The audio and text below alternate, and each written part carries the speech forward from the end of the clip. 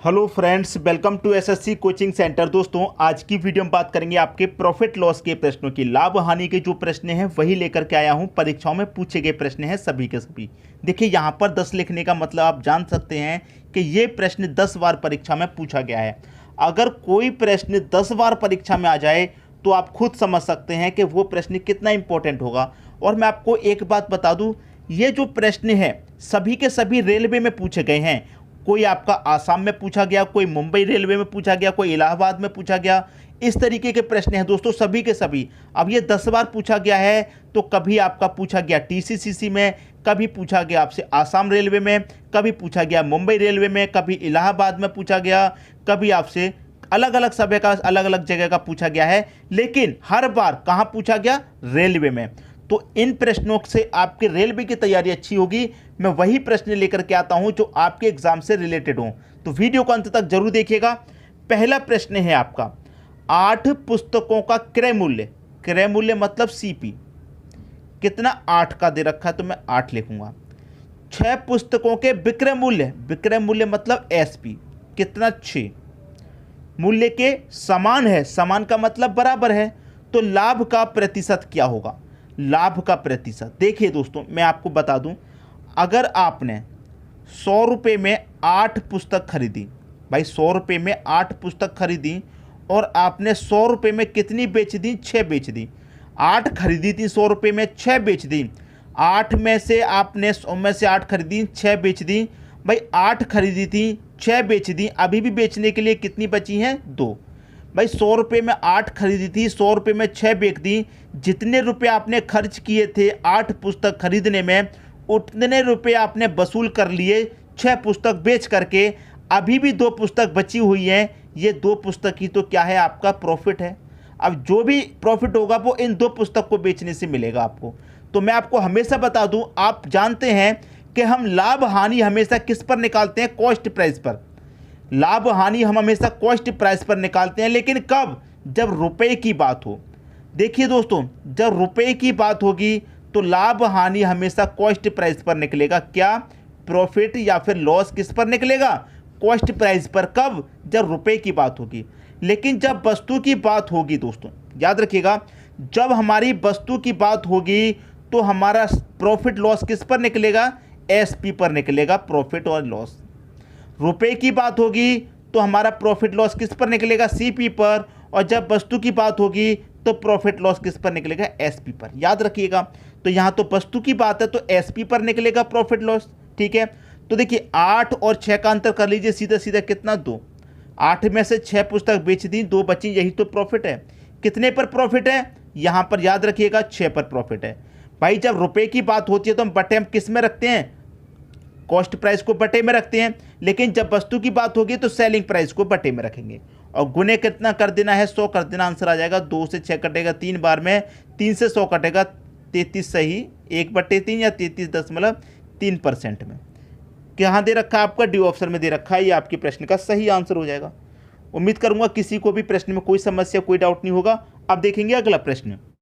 अगला प्रश्न है, 12 वस्तुओं का क्रय मूल्य कितने का? क्रय मूल्य मतलब कॉस्ट प्राइस कितने का? 12 वस्तुओं का। ठीक है, 9 वस्तुओं के विक्रय मूल्य। विक्रय मूल्य मतलब एसपी कितना? 9। ठीक है, तो हमें क्या करना? लाभ का प्रतिशत, बिल्कुल पिछले क्वेश्चन की तरह 8 बार एग्जाम में आया है, याद रखिएगा दोस्तों। ठीक है दोस्तों, अब देखिए 12 और 9 का अंतर कितना? 3 बटे में दोस्तों क्या आ जाएगा? भाई हम लाभ हानि किस पर निकालेंगे? जब वस्तु की बात होगी तो एसपी पर। एसपी कितना? 9 गुने 100 कर दीजिए। 3 त्रिक 9, 3 से इसको काटेंगे तो कितनी बार में? 33 सही 0.3%। लेकिन एक सही 3 है तो यहाँ पर 33 सही 1/3% कर देंगे, ये हमारा आंसर आ जाएगा। दशमलव यहाँ पर नहीं आएगा दोस्तों। 33 सही 1/3%, या तो 33 सही 0.3% कर दो इस तरीके से, या फिर इस तरीके से लिख दो, एक ही बात है। पिछले क्वेश्चन में इस तरीके से दिया था, इसमें इस तरीके से, तो ये भी होता है, इसका आंसर ये भी होता है। आई दोस्तों सभी की समझ में बात? किसी को कोई दिक्कत, कोई डाउट नहीं होगा। अब देखेंगे अगला प्रश्न। अगला प्रश्न है, 20 साइकिलें बेचने पर विनय को 2 साइकिलों के विक्रय मूल्य के बराबर हानि होती है, उसका हानि प्रतिशत ज्ञात करें। ये प्रश्न 2016 में आया था और ये प्रश्न पिछले देखे गए प्रश्न से अलग है। क्यों अलग है? क्योंकि 20 साइकिल बेचने पर यहाँ भी बेचना दे रखा है 2 साइकिलों के विक्रय मूल्य के बराबर, यहाँ भी विक्रय मूल्य, भाई यहाँ भी विक्रय मूल्य, यहाँ भी विक्रय मूल्य। पिछले क्वेश्चन में पहले कॉस्ट प्राइस फिर विक्रय मूल्य था, लेकिन इसमें दोनों जगह विक्रय मूल्य। तो इसके लिए क्या ट्रिक है वो लिख लीजिए। क्या पूछ रहा है? हानि प्रतिशत पूछ रहा, कितने की हानि होती है, हानि प्रतिशत पूछ रहा। तो कैसे निकालेंगे दोस्तों, याद रखिएगा 2 साइकिलें बेचने पर होती है ना हानि, तो 2 लेंगे, ठीक है। बटे में कितना आ जाएगा, यहाँ पर 20 और यहाँ पर 2, दोनों को जोड़ दीजिए बटे में। देखिए ऊपर जो आएगा वो आएगा जो आपको हानि हो रही है, 2 साइकिल के विक्रय मूल्य के बराबर हानि है, तो ऊपर 2, बटे में क्या करेंगे, दोनों को आप जोड़ देंगे, ठीक है। दोनों को आप जोड़ देंगे, 20 + 2 गुने कितना 100। अब देखिए 2 बटे में कितना 22 गुने कितना 100, आंसर आ गया। 2 से कटा दूंगा 11 बार में, 11 से कटाऊंगा 9 बार में कट जाएगा 99 तक, 1 बचेगा बटे में 11, ये आपका आंसर 9 सही 1 बटे 11, डी ऑप्शन सही। आइए दोस्तों सभी की समझ में बात। अब देखेंगे अगला प्रश्न। अगला प्रश्न है 80 रुपये अंकित मूल्य के छाते को 68 रुपये में बेचा गया, छूट की दर कितनी है। देखिए अंकित मूल्य का मतलब कॉस्ट प्राइस, कॉस्ट प्राइस कितना है 80 रुपये है, और सेलिंग प्राइस दोस्तों कितना है 68 रुपये है। अब देखिए 80 रुपये की चीज़ को आप 68 रुपये में बेच रहे हैं, 80 रुपये की चीज़ को 68 रुपये में बेचेंगे, कितने का घाटा होगा आपको, 12 रुपये का घाटा होगा। अब देखिए यहाँ पर प्रश्न में रुपये की बात हो रही है, मैंने क्या बोला, अगर वस्तु की बात होगी तो बटे में क्या आएगा, जो भी लाभ हानि है किस पर निकलेगा, सेलिंग प्राइस पर। लेकिन जब रुपए की बात होगी तो किस पर निकलेगा, कॉस्ट प्राइस पर। यहाँ रुपए की बात है तो कॉस्ट प्राइस पर लाभ हानि निकलेगा, तो कॉस्ट प्राइस हमारा कितना है 80 है। क्लियर यहाँ तक बात, गुने कितना 100 कर दीजिए, आपके प्रश्न का आंसर आ जाएगा, ठीक है। अब देखिए यहाँ पर मैं इसे कटाऊंगा तो सबसे पहले तो 0 से यहाँ पर 0 कटा देता हूँ, ठीक है। 2 से ये कटेगा 4 बार में, 2 से ये कटेगा 5 बार में, 4 त्रिक ये 12 कटेगा, 3 25 कितना 15, तो 15% की हमारी छूट की दर है। पहला ऑप्शन सही हो गया 15%। तो कब आपको कॉस्ट प्राइस से डिवाइड करना है और कब सेलिंग प्राइस से करना है, क्लियर हो गई होगी बात, ठीक है। अब देखेंगे अगला प्रश्न। अगला प्रश्न है एक दुकानदार एक इंडक्शन कुकर 2750 रुपये में खरीदता है और 2860 रुपये में बेचता है, उसका लाभ प्रतिशत ज्ञात करो। 4 बार एग्जाम में आया है। देखिए कॉस्ट प्राइस कितना है, कितने में खरीदा है उसने 2750 में, 2750 में खरीदा, और सेलिंग प्राइस उसका कितना है, बेचा कितने में है उसने 2860 रुपये में। अब 2750 की चीज़ को 2860 में बेचेंगे, कितने का फ़ायदा होगा आप जानते हैं, 110 रुपये का फ़ायदा, ठीक है। अब यहाँ पर जब रुपए की बात हो रही है तो सीधा सीधा जो लाभ हानि है वो किस पर निकलेगा, कॉस्ट प्राइस पर। 2750 आपका कॉस्ट प्राइस है, गुने 100 कर दीजिए, 0 से 0 कटेगा, 11 से कटाएंगे, 11 दूने का 22, 5 बचेगा 55, 11 25 55, 25 बार में कट गया, और 25 से 100 को कटाएंगे 4 बार में कटेगा, मतलब 4% का उसका लाभ हो जाएगा, डी ऑप्शन सही हो जाएगा। सबकी समझ में प्रश्न आ गया होगा। अब देखेंगे अगला प्रश्न। अगला प्रश्न है, ये प्रश्न के आगे आपको क्या करना है, वेरी वेरी इंपॉर्टेंट लगा लेना है, वेरी वेरी इंपॉर्टेंट। खुद समझ में आ जाएगा क्यों इंपॉर्टेंट है। अगर आपने इस तरह के प्रश्नों को पहले नहीं सीखा है तो ज़रूर सीख लीजिए और वेरी वेरी इंपॉर्टेंट लगा लीजिए, ठीक है। विकास 4 रुपये के 5 केले खरीदता है और 5 रुपये में 4 केले बेच देता है, उसका लाभ प्रतिशत ज्ञात करें, ठीक है। तो देखिए क्या होता है इन प्रश्नों में, मैं आपको बता दूं। देखिए आपको क्या करना है, रुपये के नीचे रुपये और वस्तु के नीचे वस्तु, फिर रुपये के नीचे रुपये और फिर वस्तु के नीचे वस्तु को आपको लिखना है, ठीक है। पहले रुपये कितने हैं, 4 रुपये, तो 4 लिखूंगा मैं यहाँ। 4 रुपये में कितनी वस्तु, 5 वस्तु, तो 5 लिख लिया।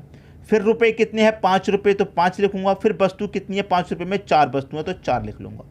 अब इसमें करने का तरीका ये है कि अंदर वाली संख्याओं का मल्टीप्लाई और बाहर वाली संख्याओं का मल्टीप्लाई। तो अंदर वाली संख्याओं का मल्टीप्लाई करूँगा, 5 25 कितना 25, और बाहर वाली संख्या को मल्टीप्लाई करूँगा, 4 चौके कितना 16, दोनों को घटा दूंगा। और बटे में क्या आता है दोस्तों, बाहर वाली संख्याओं का मल्टीप्लाई 16, याद रखिएगा, गुने कितना 100।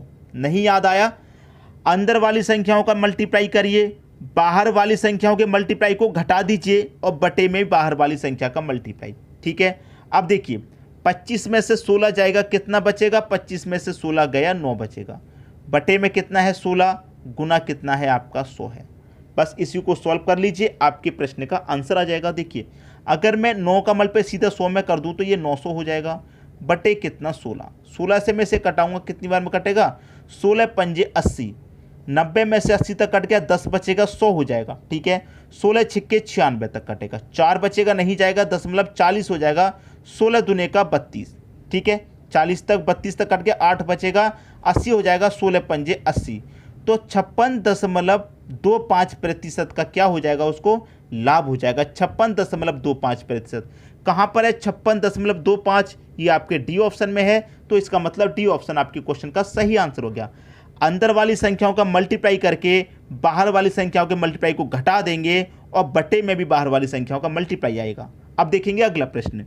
अगला प्रश्न है, एक व्यापारी 10 रुपये की 11 नारंगी के हिसाब से खरीदता है और 11 रुपये में 10 के हिसाब से बेच देता है, लाभ का प्रतिशत क्या होगा? 8 बार प्रश्न आया है परीक्षा में। 8 बार का मतलब आप खुद समझ सकते हैं कितना इंपॉर्टेंट प्रश्न है। तो प्रश्न बिल्कुल पहले की तरह है जो हमने अभी अभी किया है। देखिए, रुपए के नीचे रुपए लिखना है, वस्तु के नीचे वस्तु, फिर रुपए के नीचे रुपए, फिर वस्तु के नीचे वस्तु। 10 रुपये हैं तो 10 लिखेंगे। 10 रुपये में कितनी वस्तुएं? 11। फिर कितने रुपए हैं? 11 रुपये हैं, तो 11 रुपये में कितनी वस्तुएं? 10 लिख लिया। मैंने क्या बताया? अंदर वाली संख्याओं का मल्टीप्लाई कीजिए। 11 11 का मल्टीप्लाई कितना? 121। फिर बाहर वाली संख्याओं का मल्टीप्लाई को घटा देंगे। 10 10 का मल्टीप्लाई कितना? 100। इनको क्या कर देंगे? घटा देंगे। और बटे में भी क्या आता है? बाहर वाली संख्याओं का मल्टीप्लाई आता है, यही तो मैंने बताया था। गुने यहाँ 100 कर दीजिए। 121 में से 100 जाएगा, 21 बचेगा, बटे कितना? 100, और गुने कितना? 100। 100 से 100 कट जाएगा, बचेगा क्या आपके पास? 21। इसका मतलब 21% का क्या हो गया? लाभ हो जाएगा। 21 आपको पहले ऑप्शन में दे रखा है। अगर पिछले क्वेश्चन में कोई डाउट रह गया था तो इस क्वेश्चन में अच्छे तरीके से क्लियर हो गया। ठीक है, अब देखेंगे अगला प्रश्न। अगला प्रश्न है, एक व्यक्ति ने 2 घोड़ों में से प्रत्येक को 6000 रुपये में बेचा। इनमें से एक पर 10% लाभ व दूसरे पर 10% की हानि हुई। पूरे सौदे में उसे क्या मिला? 7 बार आया है दोस्तों परीक्षा में। इसके लिए एक फॉर्मूला होता है दोस्तों, ए प्लस बी प्लस का ए बी बट्टा 100, ये फॉर्मूला होता है। ए आपकी पहले वाली वैल्यू 10% है। 10% का मतलब दोस्तों 10% लाभ है, याद रखिएगा। लाभ है तो हमारा 10 कितना रहेगा? प्लस रहेगा, पॉजिटिव। फिर 10% हानि है, ये हमारा ए हो गया तो ये हमारा बी हो जाएगा। ए हमारा लाभ है तो प्लस का रहेगा, बी हमारी हानि है तो ये माइनस का हानि हो जाएगी, मतलब माइनस का 10%। प्लस माइनस क्या होता है दोस्तों? माइनस होता है। ए हमारा 10 है, गुने बी हमारा 10 है, बट्टे कितना? 100। 0 से 0 कटा, 0 से 0, 1 का मल्टीप्लाई 1 से करने पर 1 ही रहेगा। ठीक है, अब देखिए प्लस का 10 माइनस का 10 कट गया, तो माइनस का क्या बचा हमारे पास? 1। माइनस का क्या बचा? 1। इसका मतलब 1% की क्या हुई? हानि। भाई जब माइनस में आंसर आ रहा है इसका मतलब हानि होगी, तो 1% की हानि होगी। 1% कहाँ पर है? सी ऑप्शन में, ये सही होगा। आई दोस्तों सभी की समझ में बात, प्रश्न भी अच्छे से आ गया होगा। अब देखेंगे अगला प्रश्न। अगला प्रश्न है, एक दुकानदार फल खरीदने और बेचने में, दोस्तों खरीदने में और बेचने में दोनों की बात कर रहा है। एक दुकानदार फल खरीदने और बेचने में तौल से छेड़छाड़ कर 18% तक धोखा देता है। देखिए, जब खरीदता है तब भी 18% का धोखा दे रहा है, और जब बेच रहा है तब भी 18% का धोखा दे रहा है। मतलब खरीदने पे भी 18% का लाभ ले रहा है और बेचने पर भी 18% का वो लाभ ले रहा है।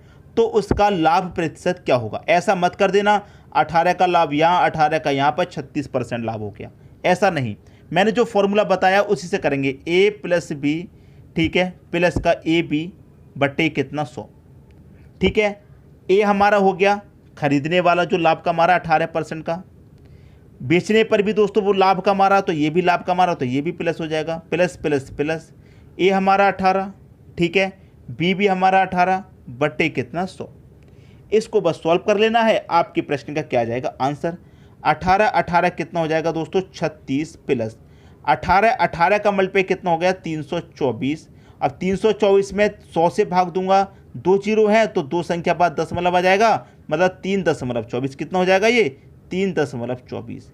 अब 36 में 3 जोड़ो, कितना हो जाएगा? 39, और 39.24% का लाभ हो जाएगा। भाई 36 और 3 39.24, इतने का लाभ हो जाएगा 39.24। 39.24 बी ऑप्शन में है, ये आपके क्वेश्चन का सही आंसर हो गया। मैं उम्मीद करता हूं कि प्रॉफिट लॉस के जितने भी प्रश्न आज के वीडियो में कराए हैं सभी आपको अच्छे से समझ में आ गए होंगे। ये प्रश्न भी 6 बार आया है एग्जाम में। ठीक है दोस्तों, तो आपको एक आइडिया लग गया होगा कि रेलवे में किस तरह के प्रश्न पूछे जाते हैं प्रॉफिट लॉस के, और सभी प्रश्न रेलवे में पूछे गए हैं, ये जितनी बार भी पूछे गए हैं। एक दिन ऐसा आएगा कि आपका एग्ज़ाम आएगा और एग्ज़ाम में आपसे यही प्रश्न पूछे जाएंगे और एग्ज़ाम में यही प्रश्न जब आएंगे और आपसे जब वहाँ पर नहीं बनेंगे तो आपको एक ही बात याद आएगी कि अगर हम प्रैक्टिस कर लेते तो कितना अच्छा होता, क्योंकि खुद से प्रैक्टिस करने से ही प्रश्न आता है। हमने यहाँ पर प्रश्नों को आपको समझा दिया, आप समझ गए, लेकिन जब तक आप खुद से प्रैक्टिस नहीं करोगे भूल जाओगे, याद रखना भूल जाओगे। इसलिए खुद से प्रैक्टिस करना ज़रूरी है, बहुत ज़रूरी है। तो वीडियो कैसा लगा दोस्तों कमेंट बॉक्स में ज़रूर बताइएगा। वीडियो देखने के लिए आपका बहुत बहुत धन्यवाद।